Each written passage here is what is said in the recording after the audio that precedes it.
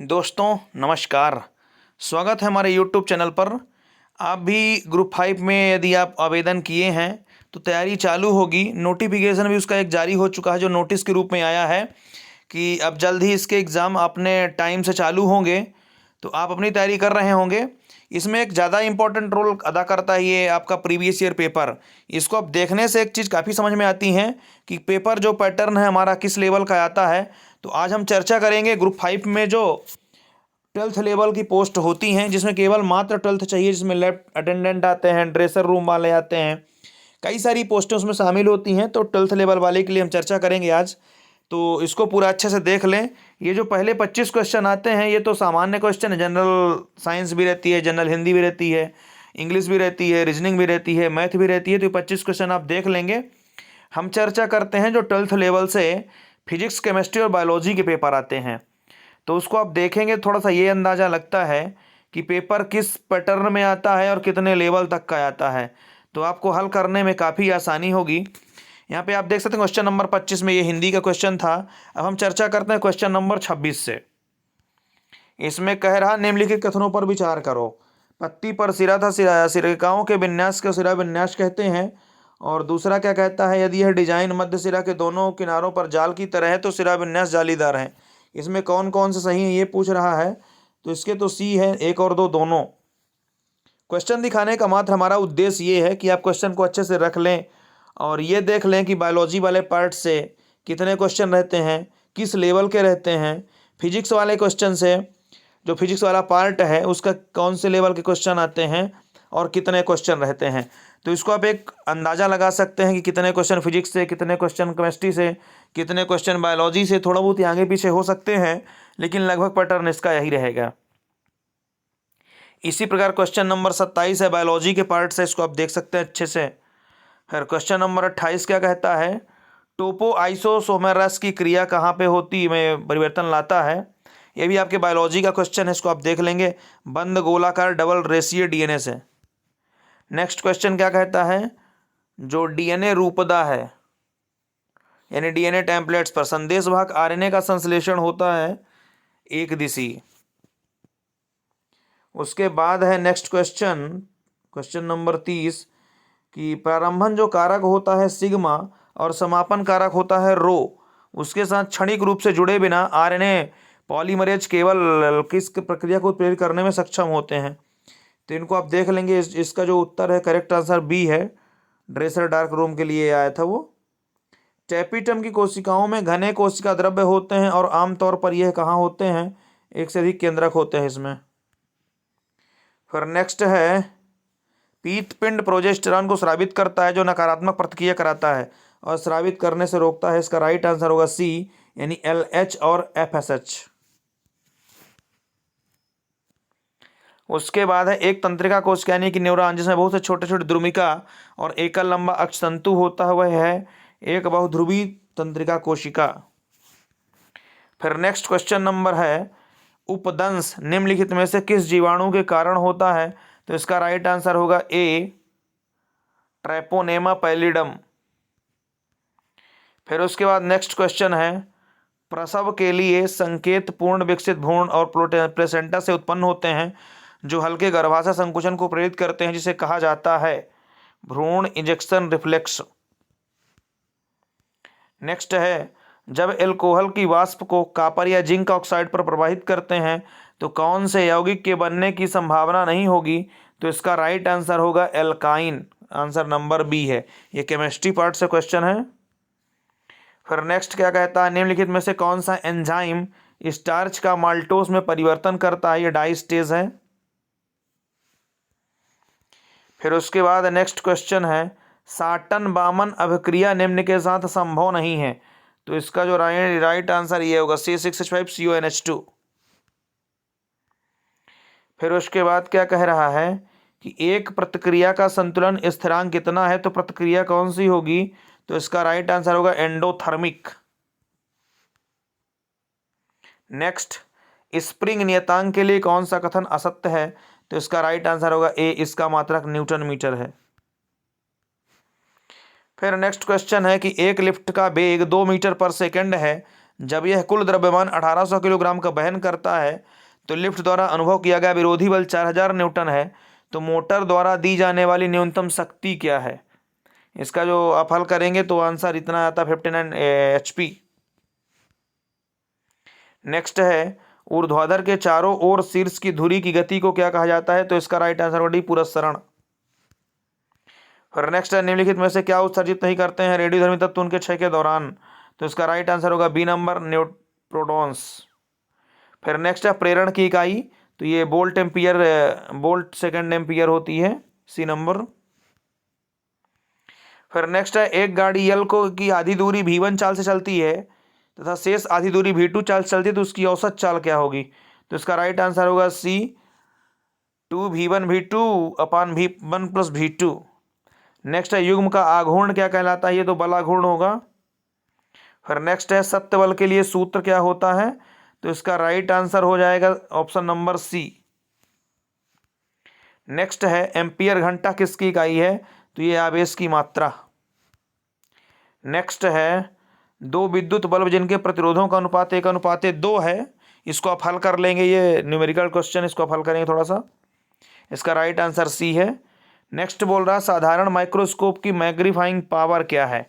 तो इसका right answer हो जाएगा ऑप्शन नंबर बी। फिर नेक्स्ट है, यक्स किरणें जो उत्पन्न होती हैं उनका न्यूनतम तरंगदैर्घ्य त्वरित इलेक्ट्रॉन के विभवांतर जो कि वोल्ट्स में है किसके बराबर होगा? तो इसका राइट आंसर हो जाएगा ऑप्शन नंबर सी।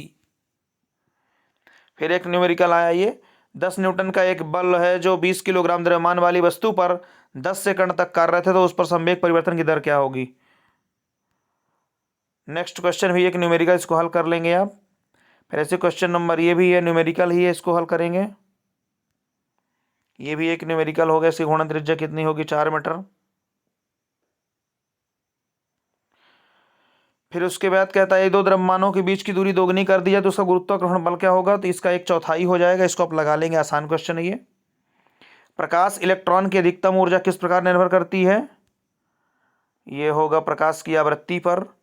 फिर नेक्स्ट क्वेश्चन संधारित्र का है ये, इसको आप हल करेंगे। नेक्स्ट है, पृथ्वी के चुंबकीय क्षेत्र का क्षैतिज घटक कहाँ पर शून्य हो जाता है? तो ये ध्रुवों पर होगा, ऑप्शन नंबर बी। नेक्स्ट है, यदि एक संधारित्र C का प्रेरकत्व L के एक प्रेरक के साथ श्रृंखला में जोड़ा जाता है तो उसकी कोणीय आवृत्ति क्या होगी? तो इसका राइट आंसर है डी, 1/√LC। ये क्वेश्चन हल कर लेंगे इसको। नेक्स्ट है, यदि सीधी रेखा में चलती हुई वस्तु का संवेग 50% बढ़ा दिया तो उसकी गतिज ऊर्जा में कितने % वृद्धि होगी? इसको आप हल करेंगे। इसका राइट आंसर 125% आता है। धारा मापी को अमीटर में बदलने के लिए उसमें क्या जोड़ दिया जाता है? तो अल्पमान के प्रतिरोध को समांतर क्रम में। नेक्स्ट है, आदर्श वोल्टमीटर का प्रतिरोध कितना होता है? तो ये शून्य अनंत होगा, सॉरी, डी नंबर ऑप्शन इसका। क्लोरीन में इलेक्ट्रॉनों की संख्या 18 होती है, इसका राइट आंसर बी होगा। क्लोरीन माइनस आयन है, ऋणात्मक आयन है ये। निम्नलिखित में से कौन सा कक्षक सबसे अधिक ऊर्जा वाला होगा? तो इसमें ये ऑप्शन देख के हल कर पाएंगे, 7 नंबर वाला होगा ये, 7S, option number D. Next question है, ये जो इलेक्ट्रॉनिक विन्यास दिया ये किसका हुआ? तो इसमें अंतिम में 3s1 है, तो ये जो पहला ग्रुप है उसका है, तो इसके लिए आंसर नंबर बी होगा, M2O। नेक्स्ट है, 2 मोल C2H5OH के अधिक्य में जलने पर कितना ग्राम CO2 प्राप्त होगा? इसको हल कर लेंगे, तो इसका राइट आंसर बी नंबर आ जाएगा। नेक्स्ट क्वेश्चन है, द्विगंशी क्वांटम संख्या का मान 1 होने पर कक्षक का आकार क्या होगा? तो इसका तो बी डम्बल आकार होगा। इसमें S, P, D, F के लिए होते हैं 0, 1, 2, 3, तो 1 के लिए बोल रहा है तो P होगा, P का आकार डम्बल होता है, S का आता तो गोलाकार है, D का डबल डमरू। नेक्स्ट है, 5p कक्षकों में समायोजित होने वाले अधिकतम इलेक्ट्रॉनों की संख्या कितनी है? C, इसमें 10 होंगे, ओ सॉरी 5f बोल रहा है, F 14, S, P, D, F। S में अधिकतम 2 इलेक्ट्रॉन, P में अधिकतम 6 इलेक्ट्रॉन, D में अधिकतम 10 इलेक्ट्रॉन, F में अधिकतम 14 इलेक्ट्रॉन होते हैं। तो F कक्षक की बात कर रहा तो अधिकतम इलेक्ट्रॉन 14 होंगे। फिर नेक्स्ट है, कौन सा इलेक्ट्रॉनिक विन्यास अफबाऊ के सैद्धांतिक सिद्धांत के अनुकूल नहीं है? इसको आप निकालेंगे, तो ये 4d10 4s1 दिया हुआ है।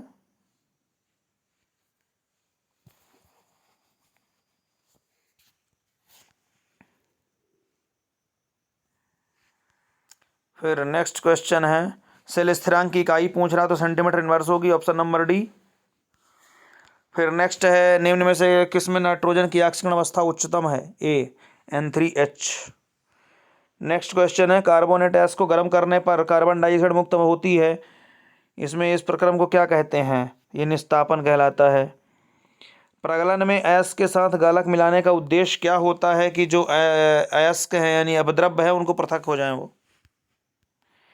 नेक्स्ट है, दो पदार्थों को पृथक करने की जो प्रभाजी क्रिस्टल विधि है वो किसके अंतर पर निर्भर करती है? तो इसका राइट आंसर होगा विलेयता, सॉल्युबिलिटी है ये। नेक्स्ट है, किस विधि का प्रयोग कार्बनिक अम्लों के अणुभार निर्धारण के लिए किया जाता है? तो इसका जो राइट आंसर है वो सिल्वर लवण विधि होगी। ये एक सवाल दिया होगा, इसको हल कर लेंगे, सरल सवाल है ये। C6H12O6 का राइट आंसर होगा। ब्यूनायास में एस का मतलब स्टाइरीन होता है, ये तो आप पढ़ेंगे बहुलक वाले पाठ में। फिर नेक्स्ट है, पीवीसी में कौन थर्मोप्लास्टिक है, सॉरी कौन सा थर्मोप्लास्टिक है? पीवीसी होगा ये। निम्नलिखित में से किस प्रकार के ठोस क्रिस्टल ऊष्मा और बिजली का संचालन करते हैं? तो इसका राइट आंसर धात्विक होगा। विद्युत अपघटन की क्रिया में कैथोड पर क्या होता है? तो इसका राइट आंसर अपचयन होगा। ये IUPAC नाम पूछा, इसको आप हल कर लेंगे, इसका राइट आंसर C नंबर होगा। नेक्स्ट है, किसका द्विध्रुव आघूर्ण सबसे अधिक होगा? इसको भी आप हल करेंगे, इसका राइट आंसर डी होगा। हेलो एल्केन का क्वथनांक उच्चतम होता है तो आयोडीन का होगा। कास्ट स्प्लिट मेथिल एल्कोहल यानी मेथेनॉल होगा, इसका राइट आंसर। नेक्स्ट है, LiLH4 द्वारा जो लिथियम एल्यूमिनियम हाइड्राइड है एस्टिक अम्ल का किस में परिवर्तित होता है? तो ये एथिल एल्कोहल हो जाएगा।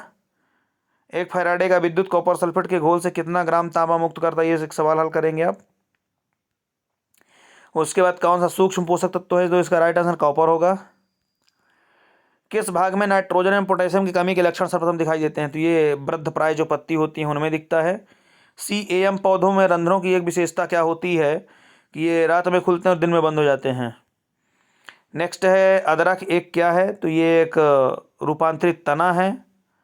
नेक्स्ट है, बंद पुष्पों में परागण की जो घटना होती है वो क्या कहलाती है? तो राइट आंसर इसका होगा क्लिस्टोगैमी। चारण खाद्य श्रृंखला के आधार पर जीव उत्पादक निर्माता प्रोड्यूसर होते हैं।